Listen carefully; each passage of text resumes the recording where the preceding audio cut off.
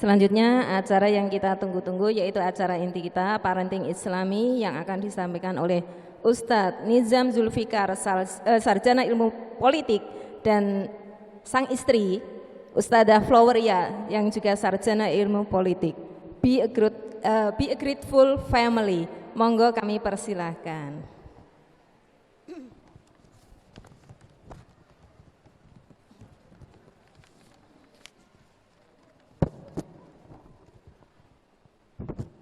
Sugeng rawuh ya Pak Ustadz, Bu Ustadzah.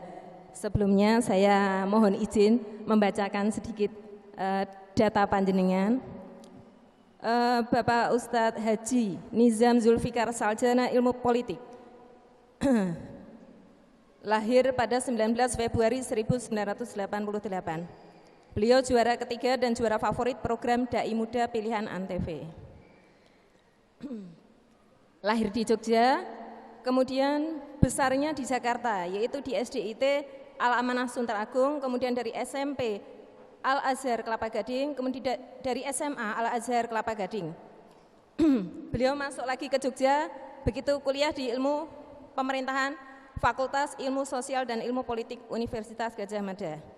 Pengalaman beliau banyak sekali di sini, mulai dari sejak aktif di SMA hingga kuliah, kemudian ketua Rohis juga di SMA, pengurus OSIS, Paskibra, kemudian di kuliah juga masih dilanjutkan aktif. Moto beliau, hidupilah hidupmu untuk kehidupan yang kekal dan keridhaan Zat yang berkuasa untuk menghidupkan. Beliau sebagai dai, selain itu juga sebagai trainer, penulis dan pegawai negeri sipil di pemerintah provinsi daerah istimewa Yogyakarta. Banyak sekali beliau buku yang telah beliau tulis, tidak akan saya sampaikan di sini karena beliau nanti tidak akan kedapatan waktu. Selanjutnya untuk biodata Ustadzah Floweria, sarjana ilmu politik. Beliau biasa dipanggil Ustadzah Flo, yang juga lahir pada tahun 1988, 4 November tepatnya. Kelihatannya lahir di Jakarta, ya. Lahir di Jakarta, SMP di Jakarta, hanya kelihatannya beliau berdua ketemu di Yogyakarta, ya. Teman kuliah mungkin. Nah, selanjutnya untuk aktivitas beliau juga sangat banyak, mulai dari SMP ini. Mulai dari SMP ini Ustadzah Flo sudah aktif di OSIS, ya. Dan seterusnya sampai jelas waktu kuliah. Nah, beliau kelihatannya menikah 7 Juli 2012. Memiliki putra yang ada di sini juga, Muhammad Umar Al-Faruq, yang lahir 3 Januari 2015. Selanjutnya pun acara saya serahkan sepenuhnya kepada narasumber kita. Monggo.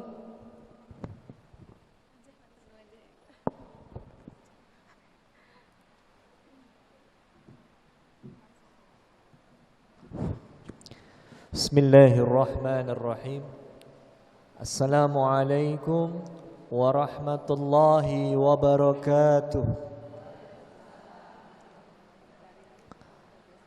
Alhamdulillahirrahman. 'Allamal Qur'an, khalaqal insan, 'allamahul bayan. Asyhadu an la ilaha illallah wahdahu la syarika lah, wa asyhadu anna Muhammadan abduhu wa rasuluh la nabiyya ba'dah.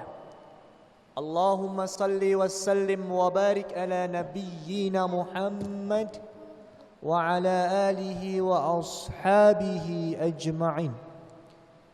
Ibu-ibu yang dicintai oleh Allah Subhanahu wa taala, sore ini enggak ada bapaknya nih.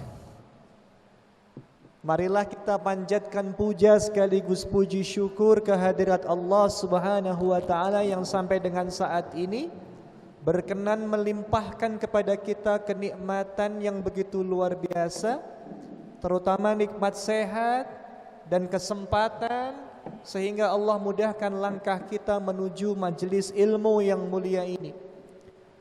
Nabi Allah Muhammad sallallahu alaihi wasallam bersabda, "Man salaka tariqan yaltamisu fihi ilman, sahalallahu lahu bihi tariqan ilal jannah. Barang siapa yang menempuh jalan untuk menuntut ilmu, maka Allah akan mudahkan baginya jalan menuju surga. Karena yang hadir ibu-ibu semua, saya ingin mengkisahkan seorang perempuan yang patut untuk dijadikan teladan ibu rumah tangga. Beliaulah bunda kita Ummul Mukminin Khadijah binti Khuwailid radhiyallahu anha. Siapa Bunda Khadijah, Bu?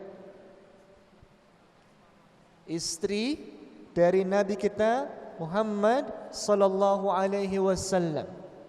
Ini perempuan yang utama, perempuan yang paripurna. Di antara keutamaan-keutamaan beliau adalah yang pertama,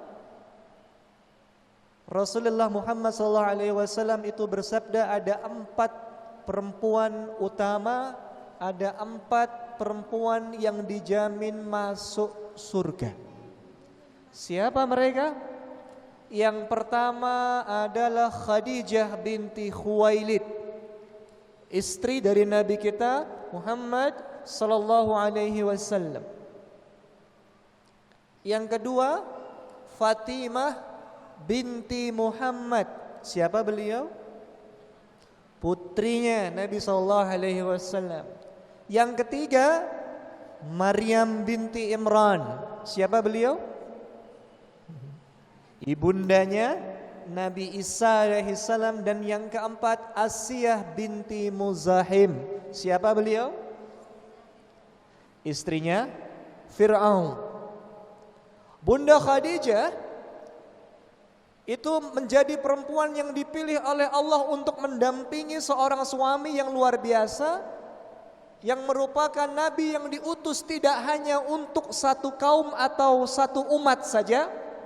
Kalau nabi-nabi yang diutus sebelum Nabi Muhammad sallallahu alaihi wasallam itu diutus untuk satu kaum. Nabi Hud diutus untuk kaumnya, kaum 'Ad. Nabi Lut diutus untuk kaumnya, kaum Sodom. Nabi Syuaib diutus untuk sukunya, suku Madian. Tapi Nabi Muhammad sallallahu alaihi wasallam diutus oleh Allah untuk wa ma arsalnaka illa kaffatan linnas basyira wa nadhira. Nabi kita diutus untuk semua manusia. Kaffatan linnas basyira, sebagai pembawa berita gembira, wa nadhira, sekaligus sebagai pemberi peringatan. Dalam ayat yang lain Allah berfirman, wa ma arsalnaka illa rahmatan lil alamin. Nabi kita diutus oleh Allah sebagai rahmat bagi semesta alam. Maka hadirin yang dicintai oleh Allah Subhanahu wa taala, penting buat kita mempelajari bagaimana proses beliau mendampingi sang suami. Karena apa?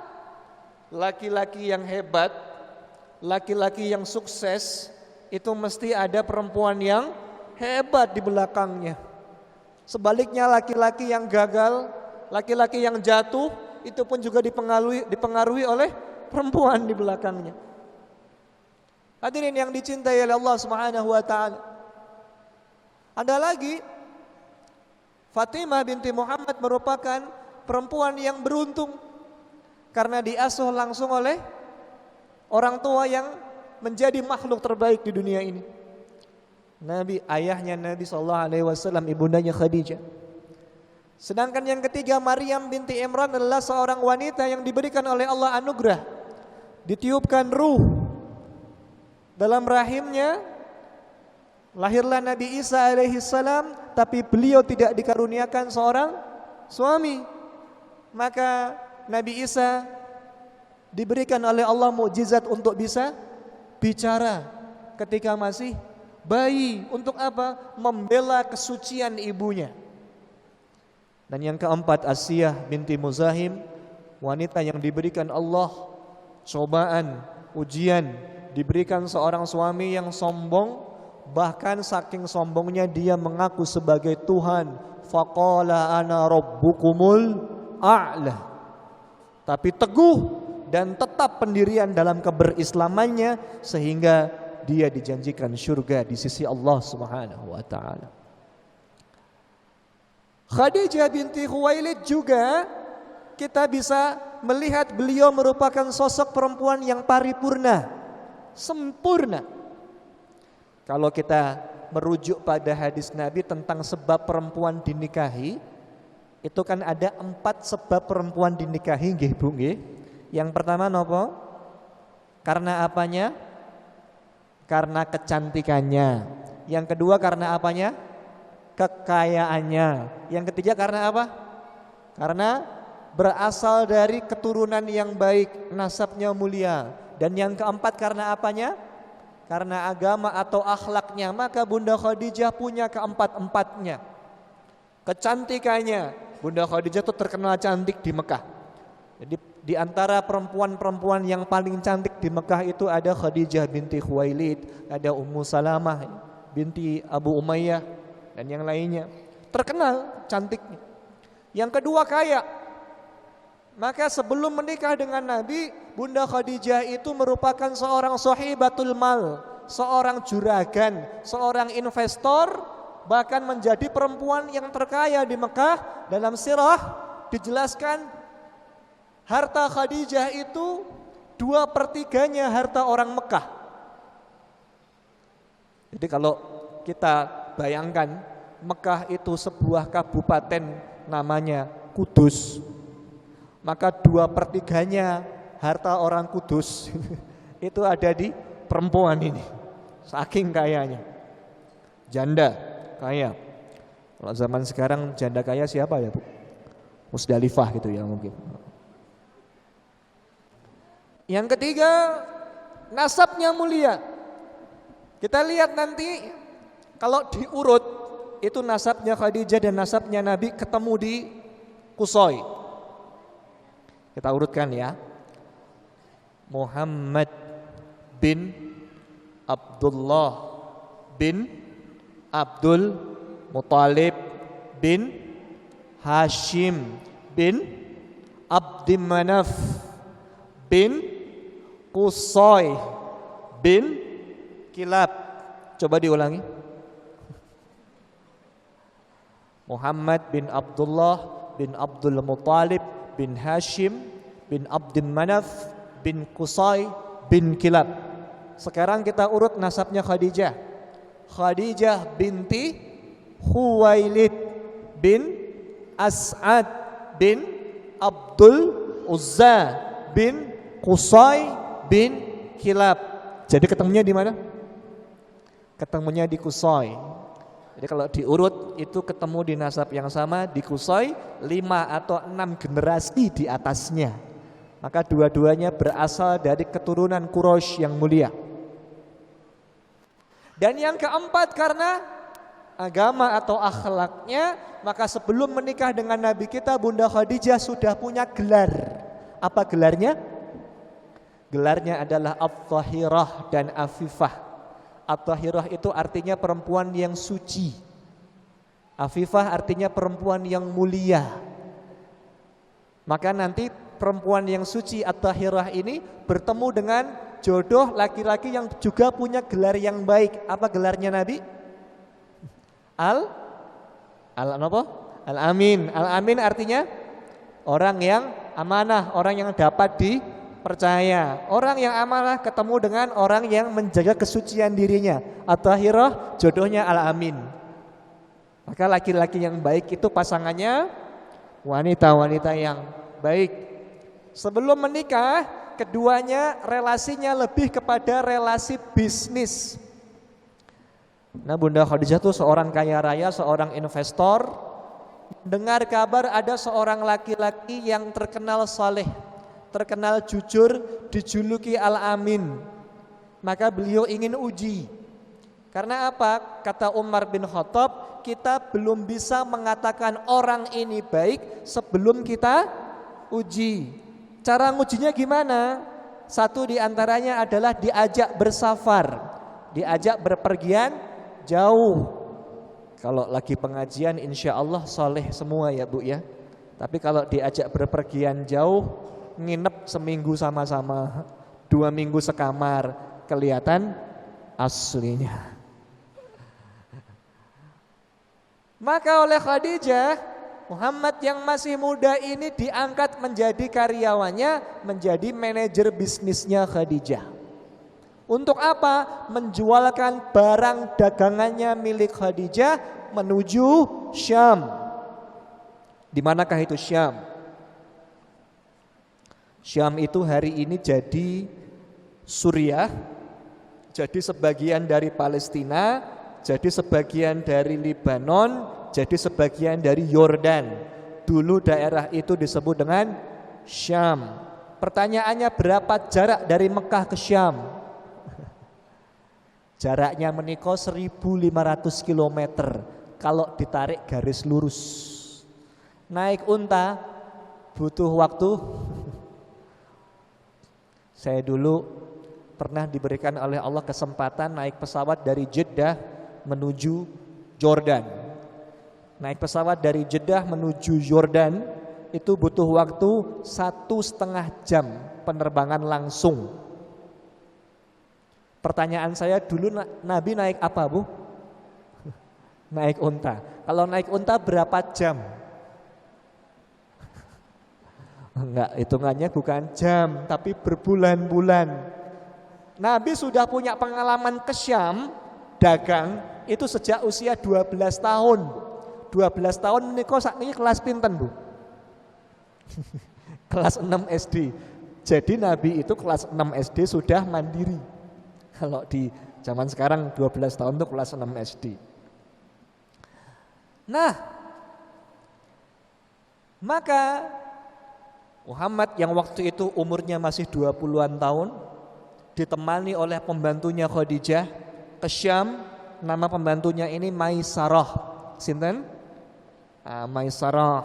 Maka sepanjang jalan menika Maisarah terpesona dengan akhlaknya Nabi sallallahu alaihi wasallam, dengan tindak tanduknya, dengan kecemerlangan kejujurannya, dengan cara dagangnya, dengan cara bicaranya. Dan yang tidak bisa dilupakan ketika Maisarah bertemu dengan seorang pendeta Nasrani namanya Mastura, ahli kitab, paham kitab Injil, negur Maisarah, Maisarah, orang yang bersamamu yang sedang bersandar di pohon itu adalah calon nabi. Aku melihat tanda-tanda kenabian sesuai dengan kitab Injil yang aku baca. Masya Allah.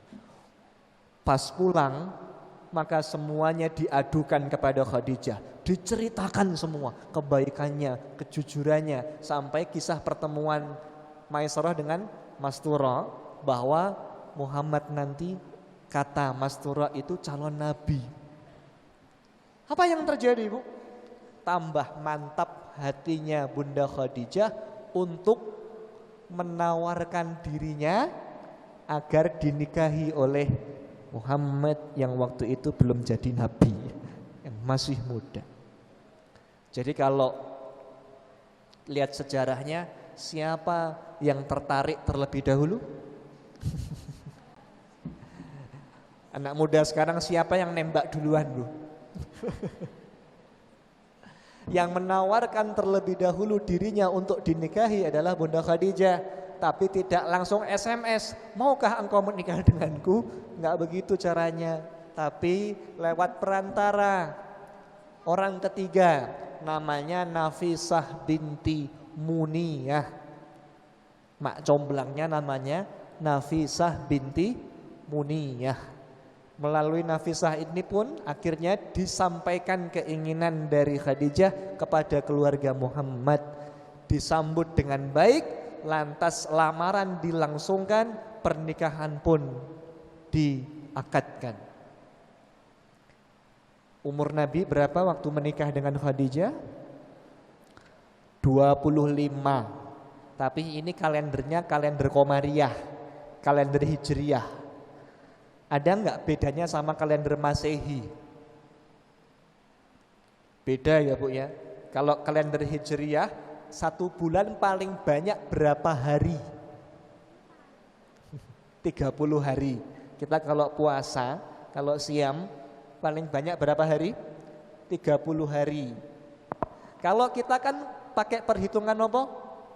Syamsiah, pakai perhitungan Masehi. Kalau bulan Masehi, 1 bulan paling banyak berapa hari? 31. Jadi Nabi pas nikah, kalau dihitung pakai kalender Masehi, itu umurnya 23,5 tahun. Menikah semester pinten? Baru lulus. Istrinya berapa tahun? 40 tahun. Itu versi Hijriahnya. Versi Masehinya kurang lebih 37 tahun. Nabi mempersembahkan mas kawin. Ini Nabi itu nikah bukan cuma modal, tidak modal apa-apa, tapi modal mas kawinnya Nabi. Nabi kaya raya, Bu. Usia segitu Nabi memberikan mahar. Dalam bukunya Ustadz Dr. Muhammad Syafi'i Antonio, judulnya Muhammad the Super Leader Super Manager, mahar Nabi kepada Bunda Khadijah itu 20 ekor unta ditambah 12,5 ons emas. Saya ulangi, 20 ekor unta ditambah 12,5 ons emas. Ons lo ya, bukan gram. Itu berapa nilainya? Yuk rupiahkan bareng-bareng ya. 1 ekor unta menika harganya di Mina, Ibu perso Mina mboten? Mina menika tempat lontar jumroh ya. Di Mina ada juga sentra penjualan hewan dan pemotongan hewan kurban. 1 ekor unta yang paling murah harganya hari ini, kalau tidak pas musim haji, kalau pas musim haji tambah mahal. Yang paling murah itu kalau enggak pas musim haji, harganya kurang lebih 25 juta. Pinten? 25 juta. Tadi berapa ekor? Umpamanya unta Nabi, unta yang paling murah. Ini cuma umpamanya ya. Umpamanya untanya Nabi yang paling murah yang harganya 25 juta. Dikali berapa ekor? Pinten menika? 500 juta. Itu baru unta. Tadi masih ada berapa jumlah emasnya? 12,5 on. 12,5 on menika pinten gram, Bu? Sekilo pinten on? 10 on. Sekilo pinten gram? 100, 1000. Kalau sekilo 12,5 on pinten gram? 1.250 gram. Hari ini harga emas per gram di Kudus pinten? Pinten? 800, 600. Berarti 1.250 dikali 600.000. Pinten, Bu?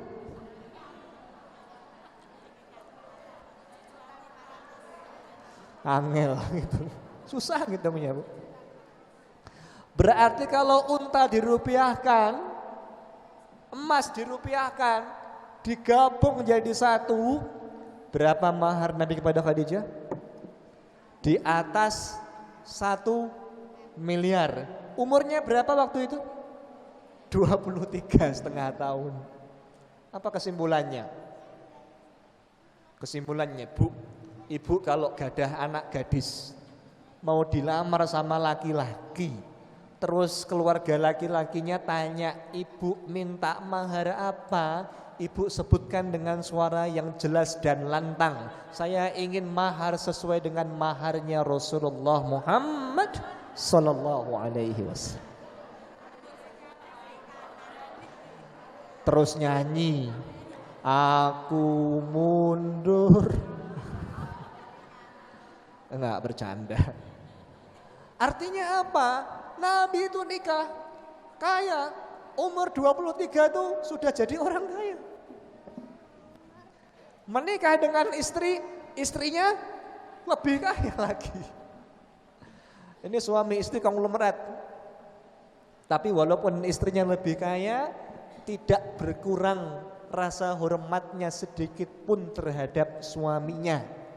Biasanya kalau istrinya gajinya lebih tinggi, itu rasa hormatnya agak berkurang. Tapi tidak bagi Khadijah. Apa buktinya? Buktinya ketika umur 40 tahun sang suami mikirkan umatnya yang jahil, yang suka zina, suka mabuk, suka judi. Nabi resah, Nabi mikirkan umatnya, beliau bertahanus di mana? Di gua Hira, di Jabal Nur. Apakah istrinya melarang? Justru yang menyiapkan bekal sebelum berangkat istrinya. Kalau suaminya terlambat pulang, istrinya naik gunung. Untuk apa? Nengokin apakah suaminya selamat atau sehat-sehat saja. Kalau lagi khusyuk melihat Nabi kita bertahanus, beliau turun lagi. Kalau tidak hormat, tentu tidak diizinkan.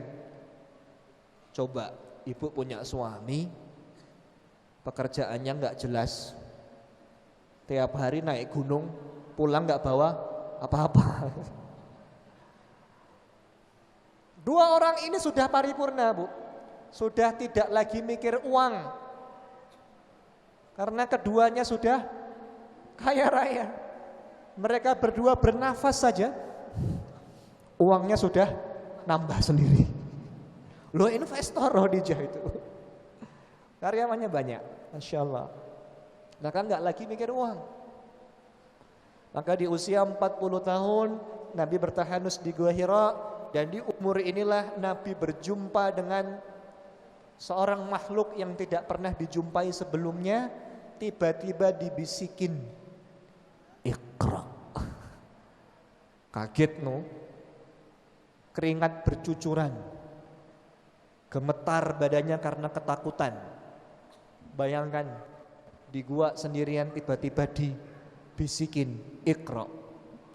Coba ibu bayangkan kalau ibu di rumah sendirian di ruang tamu, tiba-tiba ibu dibisikin Iqra.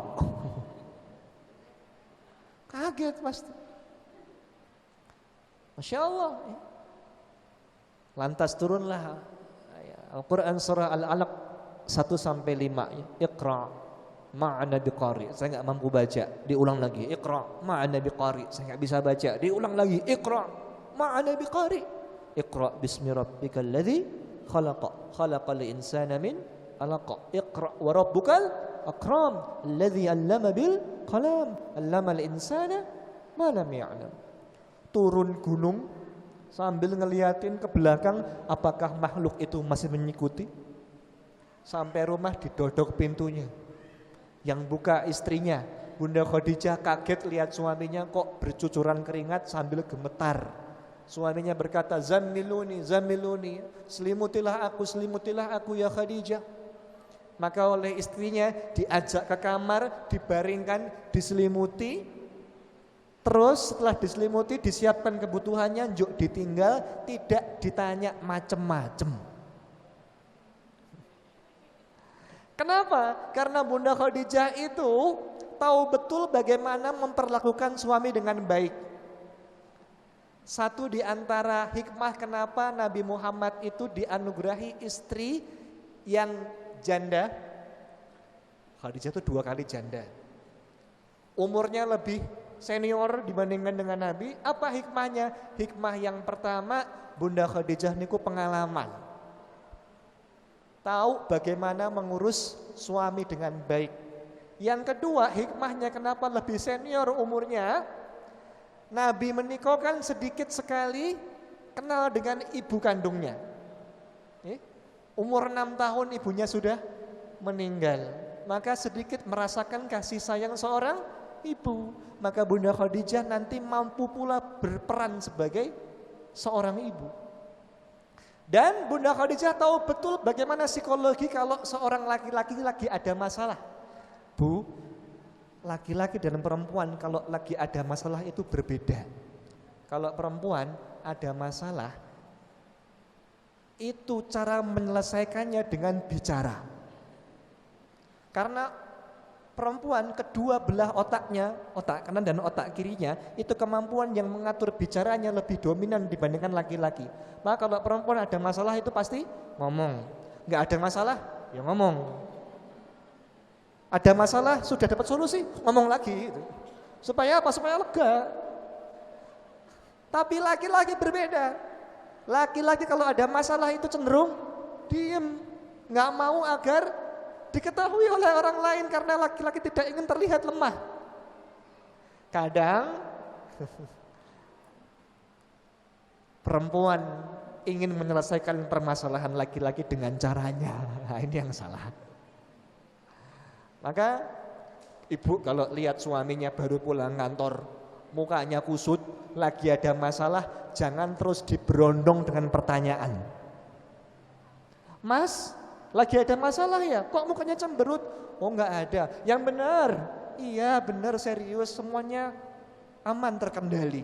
Oh jadi gitu nih, nggak mau lagi cerita sama aku. Oke, fine. Kira-kira suaminya tambah stres. Masya Allah. Maka Bunda Khadijah tinggalkan suaminya, tunggu sampai cerita sendiri. Karena laki-laki kalau ada masalah, diem. Itu juga yang dialami oleh Nabi Ibrahim. Nabi Ibrahim ketika diperintahkan oleh Allah untuk apa? Meninggalkan istrinya Siti Hajar dan anaknya Ismail di lembah yang tandus kering kerontang. Istrinya tanya, hendak kemana engkau wahai suamiku? Apakah engkau hendak meninggalkan kami di lembah yang tandus dan tidak berpenghuni ini? Apa jawab suaminya? Diam aja, gak bisa jawab. Diulang lagi, jawabannya apa? Tetap diem aja. Baru setelah diganti pertanyaannya, apakah ini perintah Allah? Maka apa jawab suaminya?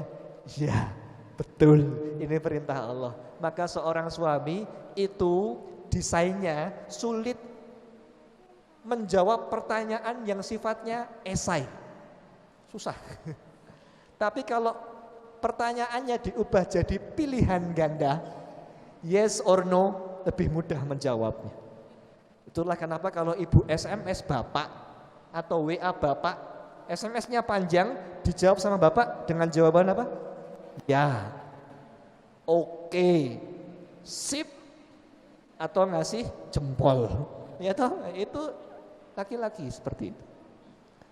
Masya Allah. Nah, sampai kemudian diceritakanlah proses menerima wahyu, maka Bunda Khadijah langsung beriman terhadap suaminya. Maka Khadijah termasuk as-sabiqunal awwalun. Kita persingkat ya ceritanya, nanti Mbak Flo nggak komanan. Kita persingkat ceritanya. Bunda Khadijah inilah yang kemudian menghabis-habiskan hartanya untuk dakwah suaminya. 13 tahun di Mekah. Itu yang didapatkan banyak enaknya atau banyak nggak enaknya? Banyak nggak enaknya. Bayangkan yang tadinya Al-Amin, orang yang dipercaya, mendapatkan kehormatan yang luar biasa di depan masyarakatnya, tiba-tiba jadi orang yang dihinakan, dianggap sebagai orang gila. Wa ma sahibukum bimajnun, dianggap tukang sihir, bahkan suaminya hendak dibunuh, diperangi, bahkan harus terusir dari kampung halamannya. Ini kalau nggak punya istri yang kuat, nggak kuat dibully, itu sudah ditinggal oleh istrinya. Tapi istrinya alhamdulillah teguh pendirian untuk mendukung dakwah suaminya. Itu Bu, dulu dibulinya langsung, tidak lewat sosmed seperti sekarang. Nah sekarang paling dibully di sosmed. Dulu langsung dikatain langsung, dilempari kotoran langsung, nggak lewat sosial media. Itu berat. Tapi Masya Allah, istrinya dengan sabar mendampingi dakwah suaminya sampai menghabis-habiskan seluruh hartanya untuk mendukung dakwah suaminya. Sampai ketika masa pemboikotan di tahun 7 hingga tahun ke-10 kenabian, itu Bunda Khadijah sudah jatuh miskin, hartanya habis, kelaparan luar biasa karena diboikot, tidak boleh jual beli. Kalau tidak boleh jual beli artinya apa? Kalau ibu di rumah berasnya habis, mau beli beras kemana? oh nggak boleh jual beli, maka kelaparan. Maka ketika menyusui Fatimah itu, yang keluar dari ASI-nya Bunda Khadijah bukan lagi air susu, tapi darah. Saking kelaparannya nggak bisa lagi makan. Nah, di tengah pemboikotan itu tidak lama setelah itu Bunda Khadijah meninggal. Sebelum meninggal, apa yang terjadi? Bunda Khadijah tuh menangis. Ketika menangis, suaminya melihat istrinya menangis, sedih, terbawa perasaan, baper. Bunda Khadijah, istriku sayang, apakah engkau menyesal memiliki suami aku, Muhammad? Maka Bunda Khadijah, bukan itu yang aku tangiskan. Aku menangis karena dulu aku orang yang kaya, sekarang aku jadi orang yang miskin. Dulu aku orang yang mulia, sekarang aku jadi orang yang hina. Tapi bukan itu yang aku tangisi. Yang aku khawatirkan adalah ketika nanti aku wafat, aku meninggal, sementara engkau belum berhasil memenangkan dakwah ini, sampai-sampai engkau ingin menyeberangi sungai atau lautan dan engkau tidak menemukan kayu atau batu untuk membuat jembatan untuk menyeberangi sungai itu, maka ini perhatikan kata-katanya Khadijah, galilah kuburanku, ambillah tulang belulangku, jadikanlah tulang belulangku untuk membuat jembatan sehingga engkau bisa terus berdakwah hingga agama Allah menang di muka bumi ini. Masya Allah. Nangisnya karena khawatir terhadap keselamatan suami. Maka berdua nangis. Lantas Nabi SAW bersabda, demi Allah tidak ada yang bisa menggantikan posisinya Khadijah di sisiku. Maka pasca Khadijah wafat, Nabi menikah dengan banyak istri, berpoligami. Itu tidak ada yang bisa menggantikan Khadijah. Setiap hari Bunda Khadijah itu dikenang, tidak tidur sebelum memakai selimutnya Khadijah. Kalau habis nyembelih kambing, teman-temannya Khadijah terus dikasih dagingnya. Sampai istri yang lain yang paling pencemburu siapa? Aisyah radhiyallahu anha. Wajar ya karena masih muda. Itu terbakar cemburu. Sampai-sampai bicaranya apa? Khadijah lagi Khadijah terus. Apa enggak ada yang lain selain Khadijah? Bukankah engkau mendapatkan yang lebih baik dariku? Dari Khadijah maksudnya ya, dengan menikah dengan seorang gadis. Apa yang terjadi? Raut wajah Nabi Muhammad itu jadi berubah. Nampak tidak berkenan.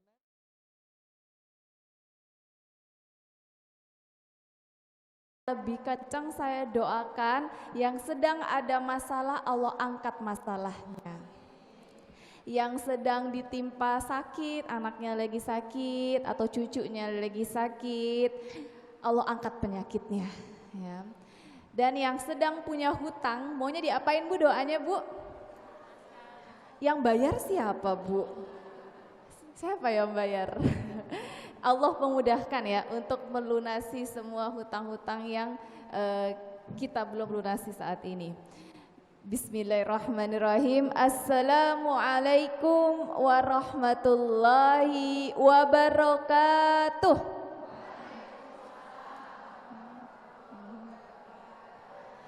Alhamdulillahirabbil alamin. Segala puji dan syukur kita panjatkan kehadirat Allah karena pada sore hari ini kami dari Jogja Bu berangkat tadi jam berapa ya Mbak ya? Jam 9, setengah 9 dari Jogja. Dan sungguh kalau bukan karena Allah yang memudahkan, kita tidak akan berkumpul pada sore hari ini.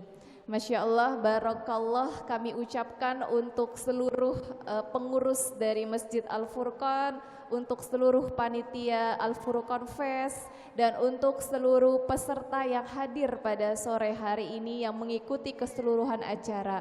Semoga setiap langkah kaki jenengan, setiap pengorbanan yang jenengan lakukan untuk menuntut ilmu karena Allah, Allah balas dengan pahala yang berlipat ganda. Allahumma amin.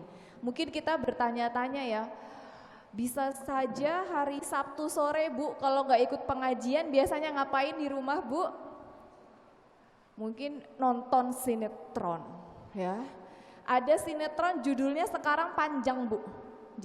Judul sinetron itu ada yang pernah saya lihat di TV. Kalau nggak salah judulnya itu Suamiku Bukan Suamiku, gitu ya. Panjang Bu ceritanya ya. Kalau nanti malam sedikit yang sinetron ganti jadi kontes dangdut, betul Bu? Godaannya banyak Bu. Ya makanya Masya Allah, saya yakin sekali yang hadir di sini adalah muslimah-muslimah pilihan. Kenapa? Karena dari sekian banyak muslimah di Kudus dan sekitarnya, Allah lah yang telah memilih ibunda-bunda sekalian, mbak-mbak sekalian, jenengan semua yang hadir di sini. Ibu-ibu harus yakin kalau ibu-ibu dimudahkan langkah kakinya menuju majelis ilmu, datang ke majelis taklim, itu tandanya Allah itu sayang sama ibu. Kenapa? Karena Allah menginginkan kita semua yang ada di sini menjadi pribadi yang lebih baik lagi. Jadi semoga kehadiran ibu-ibu tadi dibalas oleh Allah, dan salah satu keutamaan ibu majelis ilmu taklim adalah barang siapa yang berdoa di dalamnya, maka yang mengaminkan gak cuman kita manusia, tapi yang mengaminkan siapa Ibu? Malaikat. Ibu percaya ada malaikat di sini Bu? Percaya. Kanan kiri ada Bu? Ada. Kalau ditampakkan malaikat, Ibu siap gak Bu? Apalagi malaikat pencabut nyawa. Di luar udah ditungguin gitu ya. Tapi namanya kematian itu sudah pasti nggih Bu ya, sudah pasti. Bisa jenengan duluan atau saya yang terakhir. Enggak, bercanda Bu, semua pasti akan mengalami kematian. Dan semoga kita diwafatkan dalam keadaan yang husnul khotimah. Tadi Ustadz Nizam sudah mengkisahkan seorang luar biasa yang bernama siapa Ibu? Khadijah binti Khuwailid. Khadijah dan Rasulullah adalah tipe keluarga yang ideal Ibu, ya. Baik suaminya maupun istrinya, dua-duanya adalah orang yang solih dan solihat. Ibu pengen seperti itu Ibu? Pengen, saya pun pengen Ibu. Maka kita semuanya berusaha nggih Bu ya. Karena kalau ingin satu keluarga masuk surga, itu usahanya harus banyak atau sedikit Bu? Banyak. Kalau masuk surga tiketnya gampang, maka orang tidak akan berusaha. Tapi sebaliknya, kalau ingin satu keluarga masuk surga, ikhtiarnya itu juga harus lebih maksimal dibandingkan dengan keluarga lain. Ya, karena yang masuk surga itu orang-orang pilihan Ibu. Dan bicara tentang surga, Ibu mungkin mendengar surga itu luasnya melebihi langit dan bumi. Mohon maaf, kebayang gak Bu luasnya surga itu melebihi langit dan bumi berapa kilometer Bu? Kebayang gak Bu? Enggak. Di surga itu tumbuh-tumbuhan, tanaman-tanaman, pepohonan, kalau kita ingin memetik buahnya itu merunduk sendiri, kita tinggal petik. Kebayang gak Bu? Mungkin gampang tinggal kalau sekarang mah lagi musim mangga juga atau rambutan ya, buahnya ya juga turun-turun sendiri. Tapi kenikmatan surga itu demi Allah Ibu tidak bisa diilustrasikan oleh pikiran kita. Maka siapa saja yang masuk ke surganya Allah itu adalah orang-orang pilihan ya. Sekeluarga masuk surga pasti keluarga itu adalah keluarga pilihan. Dan semoga yang hadir di sini menjadi keluarga pilihan Allah ya. Itu tipikal yang ideal Bu, tipe keluarga yang paling ideal. Kita lihat lagi ada tipikal keluarga yang kedua. Kalau yang pertama suami istri dua-duanya baik Bu, solihah. Tipikal keluarga yang kedua itu kebalikannya. Baik suami maupun istrinya dua-duanya bermaksiat kepada Allah, dua-duanya ingkar kepada Allah, bahkan dua-duanya berusaha untuk menyakiti Rasulullah. Keluarga siapa itu Ibu? Abu Lahab. Diabadikan kisahnya dalam Quran surat Al-Lahab. Pada hafal semua Bu? Hafal. Beliau baik Abu Lahab maupun istrinya, dua-duanya dijadikan contoh keluarga yang tidak boleh ditiru. Kenapa? Karena pasangan suami istri ini kerjasama, tapi kerjasamanya bukan dalam kebaikan, kerjasamanya dalam kejahatan. Dan apa balasan bagi keluarga yang seperti ini? Balasannya nauzubillah, bukan di surganya Allah, tapi dijadikan penghulu. Nauzubillah, semoga kita tidak termasuk dalam tipikal keluarga yang kedua ini. Atau tipikal keluarga yang ketiga, Ibu Nuhun Sewu, ada keluarga yang suaminya itu solih sekali Bu, tapi istrinya maksiat. Zaman sekarang ada gak Bu? Suaminya rajin ngaji, suaminya rajin sholat, tapi punya istri suka gosip. Ya, suaminya Masya Allah sedekahnya bagus, tapi istrinya boros. Ya, itu pernah dicontohkan, ada tipikal keluarga ini. Keluarga siapa itu Ibu? Keluarga Nabi Nuh dan keluarga Nabi Lut. Bayangkan Ibu, suaminya dua-duanya Nabi, tapi di Quran surat At-Tahrim ayat 10 dikatakan, kalau ingin melihat contoh istri yang berkhianat, yang ingkar kepada suami dan kepada Allah, maka lihatlah keluarga Nabi Nuh dan keluarga Nabi Lut. Tempatnya di mana? Bersama orang kafir di neraka jahanamnya Allah. Nauzubillah, semoga kita tidak termasuk di keluarga yang ketiga. Atau keluarga yang keempat. Kalau yang keluarga ketiga suaminya yang baik, istrinya yang tidak baik. Yang keempat suaminya tidak baik, istrinya baik. Siapa itu Ibu? Betul, keluarganya Fir'aun. Tadi sudah disebutkan. Salah satu dari 4 perempuan yang dijamin masuk surga adalah Asiyah binti Muzahim. Siapakah itu Ibu? Istri Fir'aun. Bayangkan Bu, suaminya ngaku sebagai siapa Bu? Sebagai Tuhan. Tapi istrinya tetap dengan akidahnya, aku tidak mau mengakui suamiku sebagai Tuhan walaupun aku disiksa, walaupun aku terus disakiti, tapi dalam hati dan dalam ucapan Asiyah tidak pernah keluar kata-kata aku mau menyembah suamiku. Ini diabadikan di Quran surat At-Tahrim ayat 11. Ya, dikatakan di situ doanya Asiyah ketika disiksa oleh suaminya, ya Rob, ya Allah, bangunkanlah sebuah rumah untukku di surga dan lindungilah aku dari orang-orang yang zolim, termasuk dari perlakuan suami kepada dirinya. Ibu, keluarga Ibu masuk tipikal yang keberapa nih Bu? 1 Bu, mudah-mudahan ya Bu ya, insya Allah. Mbak, 1 kayaknya masih jauh. Kalau 2 sih kayaknya mudah-mudahan enggak. Tapi kayaknya saya keluarganya tipikalnya keluarga yang keempat deh gitu ya. Suami saya kok susah banget disuruh ikut pengajian. Suami saya kok susah untuk sholat. Ada yang kayak gitu Bu? Nah, mungkin pengen jawab tapi malu. Takut kedengeran kanan kirinya nanti dititenin. Wah berarti keluarganya Fir'aun nih Ki gitu ya. Tapi yang namanya ikhtiar Bu, saya percaya seorang istri itu menjadi sumber emosi dalam keluarganya Bu. Kalau istrinya solihah, istrinya sabar menghadapi suami, istrinya sabar menghadapi anak, insya Allah nanti rumahnya baiti jannati. Tapi kalau mohon maaf istrinya durhaka kepada suaminya, tidak mau mengasuh anak-anaknya, ya, rumahnya berantakan. Kalau anak sekarang sibuknya nonton drakor. Ibu tahu drakor nggak Bu? Waduh, ini kalau nggak tahu nanti anaknya nonton nggak ngerti. Drakor itu drama Korea Bu. Jadi anak-anak sekarang itu suka itu loh Bu, nonton opa-opa. Opa itu apa ya?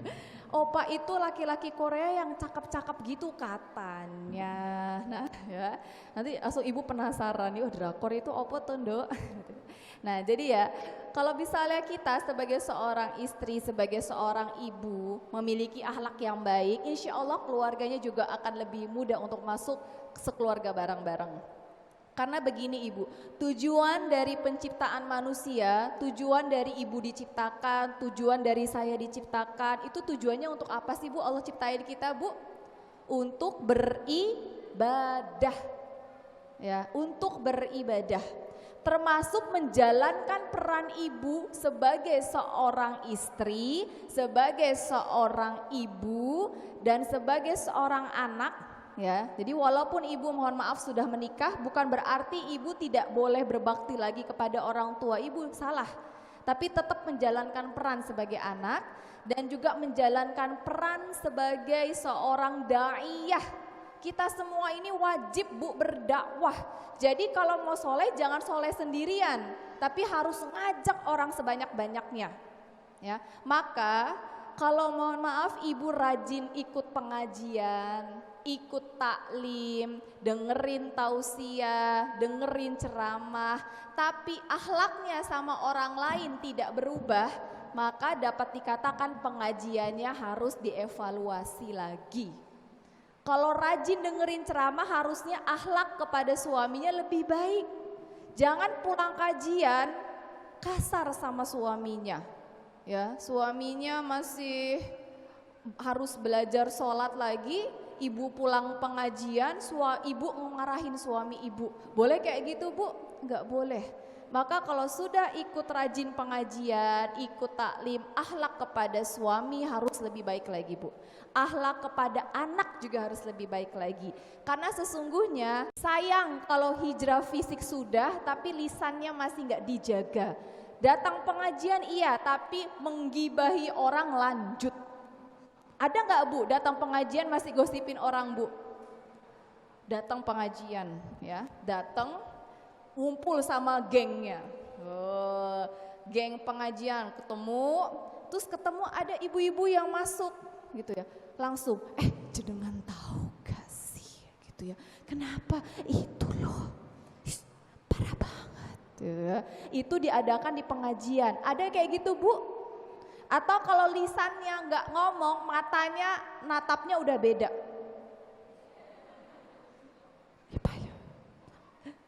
Kalau matanya Bu, kadang-kadang tangannya ikut-ikutan. Lihat deh, jilbabnya nggak matching. Parah banget. Lihat deh, kaos kakinya kayaknya nggak dicuci deh 3 minggu. Ada yang kayak gitu, jangan Bu. Jadi kalau udah pengajian akhlaknya harus lebih baik lagi. Jadi maka Bu, sedikit dari saya tips supaya kita sekeluarga menjadi grateful family, keluarga yang luar biasa Bu, keluarga yang insya Allah masuk surga bareng-bareng. Yang pertama tipsnya harus dimulai dari niat Bu. Apapun yang kita kerjakan awalnya niat ya. Sesuatu yang kita kerjakan bernilai ibadah atau tidak itu tergantung apanya Bu? Niatnya. Ibu datang ke sini bisa jadi di hadapan Allah beda. Ada yang datang niatnya memang karena Allah dapat pahala yang besar. Tapi ada yang datang karena terpaksa ditarik sama tetangga. Wis ikutlah aku melu yuk gitu ya. Duduknya bareng Bu, duduknya bareng tapi pahalanya beda di sisi Allah. Karena apa? Niatnya beda. Maka kalau kita ingin sekeluarga sesurga harus niat bismillah. Aku ingin satu keluargaku masuk surga bareng-bareng gitu ya. Bermula dari niat. Tapi Bu, kalau niat aja cukup gak Bu? Aku niat jadi orang sukses, gak ngapa-ngapain tidur seharian. Sukses gak Bu? Enggak. Aku niat pergi haji. Niat doang tapi gak kerja ya. Tidak mengumpulkan uang dengan cara yang halal. Apakah terwujud Bu? Lebih mustahil ya. Maka niat itu harus dibarengi dengan tips yang kedua. Apa itu Bu? Harus ikhtiar, harus bergerak Bu. Gak cuman diem aja, aku niat sekeluarga masuk surga, niat terus tapi gak ngapa-ngapain. Yang gak bergerak-bergerak Bu. Jadi ikhtiarnya apa? Yang utama kita sebagai seorang istri harus tahu kewajiban kita kepada suami kita itu apa. Masalah istri zaman dulu sampai zaman sekarang bahkan mendatang lebih suka nuntut haknya daripada menjalankan apanya Bu? Kewajiban. Nuntut banyak sama bapak tapi lupa untuk taat sama suami. Hati-hati Bu. Mayoritas penghuni neraka laki-laki atau perempuan Bu? Perempuan. Penyebabnya apa Bu? Apakah karena tidak sholat? Sholat. Apakah karena tidak pernah ikut pengajian? Ikut pengajian. Tapi penyebab mayoritas perempuan masuk neraka karena kufur nikmat sama siapa, Bu? Sama suaminya. Sholatnya rajin, bagus. Pengajiannya datang terus. Tapi kalau sama suami tidak pernah bersyukur terhadap pemberian suami. Suaminya ngasih ya rezeki, Bu, ini bulan ini segini ya, Bu, gitu. Kalau istri yang tidak baik ketika diterima, ini apa, Pak? Gitu ya. Pak, gaji Bapak tuh cuman 1/10 dari gaji aku, gitu. Itu kira-kira istri ahli surga atau ahli neraka, Bu? Gak bersyukur. Tapi istri yang ahli surga, seberapapun ya rezeki yang diberikan oleh suami, selalu mengucapkan apa, Bu? Alhamdulillah. Bicara rezeki, Bu, saya sedikit mau bicara tentang berkah. Ibu pengen gak rezekinya berkah, Bu? Ciri-ciri rezeki berkah apa, Ibu? Ciri-ciri rezeki yang berkah itu kebaikannya itu melimpah. Tidak dilihat dari nominal, Bu. Banyak orang yang punya uang banyak tapi gak berkah. Ciri-cirinya apa kalau gak berkah? Cepet habisnya tapi ngerasa kurang terus. Betul, Bu? Wah, suami saya gajinya 10 miliar sebulan. Kok gak ada yang ngaminin ya, Bu ya? Amin ya, insya Allah ya. Gaji saya 10, suami saya 10 miliar per bulan. Tapi cepet banget habis, ngerasa kurang. Bisa jadi itu kurang berkah. Tapi kalau berkah, Bu, yang sedikit itu cukup. Buat bayar kuliah anak, cukup. Buat beli kebutuhan sehari-hari, cukup. Untuk sedekah, cukup. Untuk ngebantu tetangga kanan kiri, cukup. Ya, itu berkah, Bu. Ya, jadi ikhtiar, pahami kewajiban kita sebagai seorang istri itu apa kepada suami dan juga kepada anak-anak kita. Pertama niat, yang kedua apa tadi, Bu? Ikhtiar. Selain itu pasti yang kedua ikhtiar, kita menjaga keluarga dalam ketaatan. Ya, ajak suami untuk hijrah bareng-bareng. Ajak anak untuk hijrah bareng-bareng. Walaupun sulit, Bu. Ngajak keluarga lebih sulit dibandingkan ngajak tetangga, betul, Bu? Gampang ngajak tetangga, apalagi kumpulnya seragamnya baru. Wah, kumpul nih seragaman yuk gitu ya, wah lebih gampang. Tapi kalau ngajak keluarga biasanya lebih susah. Makanya dakwah di keluarga itu lebih susah namun pahalanya besar. Ya, yang luar biasa ketika ibu ke masjid, yang datang gak cuma ibu. Ibu gandeng suami ibu gandeng anak-anak ibu sholat jamaah di masjid. Itu berkah sekali, Bu. Rasanya tuh hati tuh tenang sekali, Bu, damai sekali. Bahkan kalau ibu ya atau eyang-eyang di sini ya punya cucu, punya anak kecil, biasakan anak itu untuk familiar, untuk terbiasa dengan masjid, Bu. Sedari kecil. Kalau dari kecil sudah dilarang ke masjid, nanti kalau besar takutnya dia nggak mau ke masjid. Kenapa? Karena sejak kecil udah dilarang. Maka ajak anak ya sekecil sedini mungkin untuk berkenalan, untuk merasa nyaman dengan masjid. Nanti insya Allah anak-anak kita akan berproses. Awalnya mungkin lari sana, lari sini, nangis satu, yang nangis satu bayi, nanti yang lainnya ikutan nangis, gitu ya. Biarkan, Bu, itu proses. Insya Allah semakin besar rasa cinta kepada masjid itu akan semakin tumbuh. Niat sudah, ikhtiar sudah. Tips yang ketiga, Bu, agar sekeluarga kita masuk surga bareng-bareng adalah terus berdoa. Karena doa itu adalah senjata paling hebat, senjata paling kuat dari seorang muslim. Ya, terus berdoa di setiap sholat, sebut nama suami ibu dengan lengkap. Kalau ibu punya anak lebih banyak gitu ya, anaknya lebih dari satu, ibu sebut nama lengkap anak-anak ibu, doakan semuanya. Karena salah satu doa yang mustajab yang langsung naik ke atas langit adalah doa orang tua kepada anaknya. Dan hati-hati, Bu, sedikit saya agak belok sedikit, masalah lisan ibu. Ibu kalau marah, jangan sampai yang keluar dari lisan ibu kepada anak-anak ibu adalah kata-kata yang buruk. Karena takutnya itu doa dan kejadian, Bu. Ya, ketika anaknya lagi rewel atau cucunya lagi susah diatur, ibu bilang, "Dasar." Biasanya dasar apa, Bu? Gak bisa diatur ya, gitu ya. Ini anak siapa sih? Ya anaknya siapa ya? Ya anaknya jenengan, cucunya jenengan. Yang bahaya kalau dari lisannya keluar kata-kata buruk dan itu ternyata pas ibu bilang dasar apa gitu ya yang buruk, itu diaminkan sama malaikat kejadian, Bu. Ngeri gak, Bu? Ngeri. Jadi kalaupun lagi emosi, Bu, lagi marah, tenang. Yang keluar dari lisannya walaupun anaknya lagi heboh gitu ya, Masya Allah gitu ya. Mungkin Masya Allahnya sambil ngeremet ini ya, Bu ya. Masya Allah anakku energik sekali ya gitu ya. Energi kan lawan kata dari aktif banget ya. Masya Allah, ini nanti kamu besarnya jadi pejuang Islam yang hebat ya nak ya. Monggo, mau lari sana mari silahkan. Nanti kamu ketika tambah besar, badannya tambah kuat jadi pejuang Islam yang hebat begitu ya.